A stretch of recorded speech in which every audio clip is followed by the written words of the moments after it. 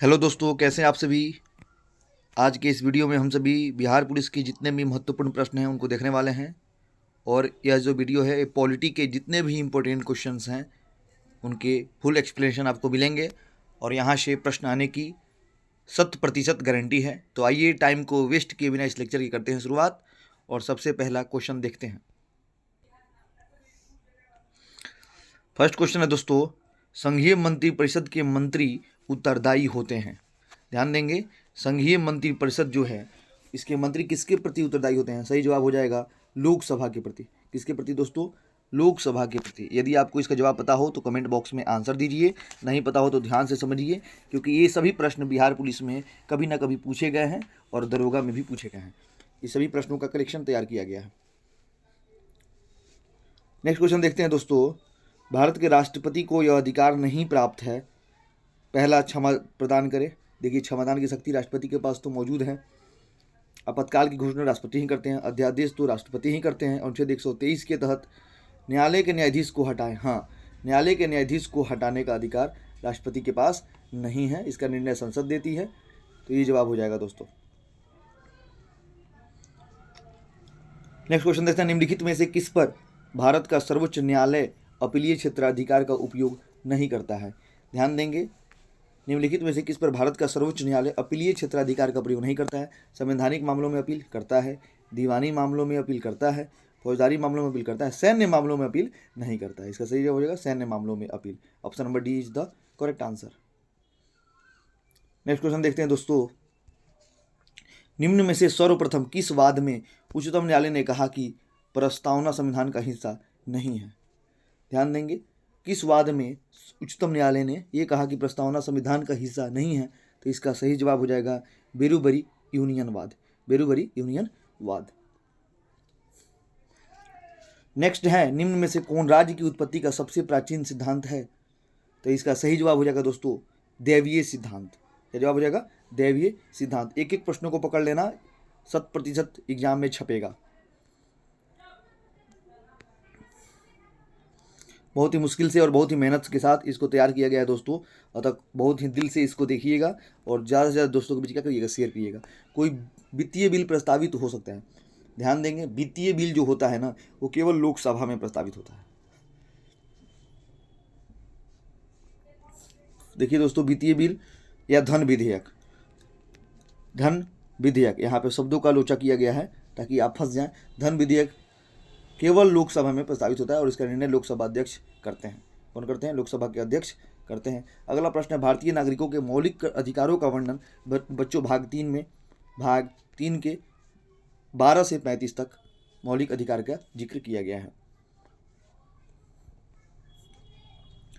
Next है, वर्ष 2000 में बिहार से बनाए गए, आपको याद होगा 15 नवंबर 2000 ईस्वी को बिहार से क्या अलग हो गया दोस्तों? तो बिहार से झारखंड अलग हो गया और बिहार के सारे खनिज झारखंड में चले गए। उसके बाद से इसमें कितने विधानसभा के सदस्यों की संख्या है? तो आज भी है 243। कितने हैं दोस्तों? 243। नेक्स्ट क्वेश्चन देखते हैं, भारतीय संविधान के निम्नलिखित अनुच्छेदों में से कौन सा अनुच्छेद राज्य की सरकारों को ग्राम पंचायतों को संगठित करने का निर्देश देगा। ध्यान दीजिएगा, ग्राम पंचायतों का गठन, ग्राम पंचायतों का गठन ये राज्य के निर्देशक तत्व का हिस्सा है और अनुच्छेद 40 में इसका जिक्र है। किस अनुच्छेद में जिक्र है? अनुच्छेद 40 में इसका जिक्र है दोस्तों।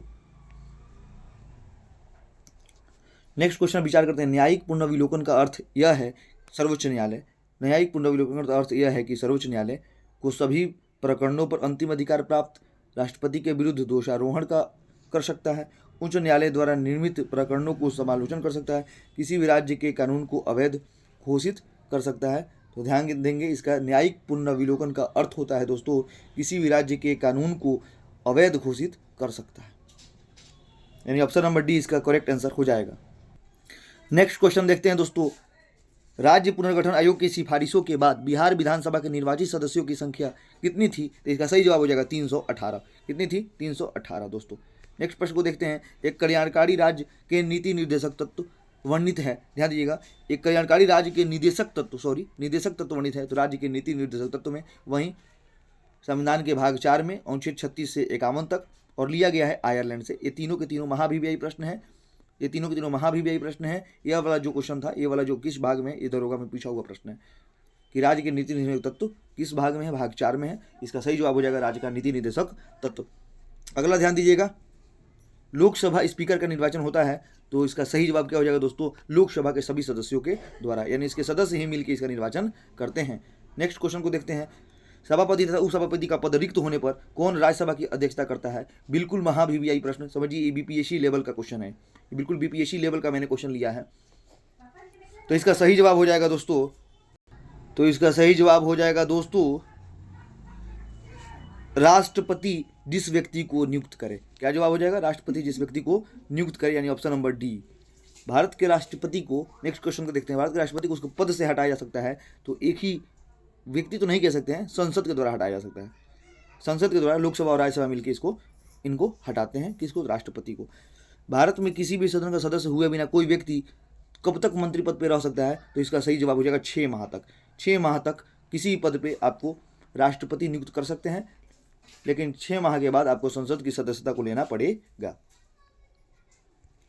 नेक्स्ट है, भारत का प्रजातंत्र इस तथ्य पर आधारित है कि, भारत का प्रजातंत्र किस तथ्य पर आधारित है दोस्तों, तो इसका ऑप्शन हो जाएगा सी नंबर, जनता को सरकार को चुनने तथा बदलने का अधिकार प्राप्त है, ऑप्शन नंबर सी, बिल्कुल।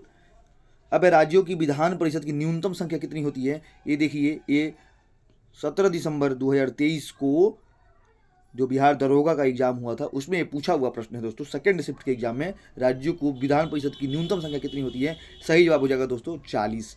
बिल्कुल महावीवीआई प्रश्नों का श्रृंखला लिए हैं, इसलिए ज़्यादा से ज़्यादा दोस्तों के बीच बिल्कुल शेयर कीजिएगा, बिल्कुल वीडियो को आग की तरफ फैला दीजिएगा। नेक्स्ट क्वेश्चन देखते हैं, मुख्य निर्वाचन आयुक्त अथवा 2 अन्य चुनाव आयुक्तों के मध्य मतभेद होने पर कौन मामले पर निर्णय लेता है। इन मामलों पर निर्णय लेने का अधिकार किसे है, तो बहुमत से स्वयं चुनाव आयोग, ठीक है, चुनाव आयोग ही लेता है, अपने बहुमत से लेता है, अन्य कोई इसमें हस्तक्षेप नहीं कर सकते हैं। भारत में नीति आयोग कब स्थापित किया गया दोस्तों, तो भारत में नीति आयोग की स्थापना कब किया गया,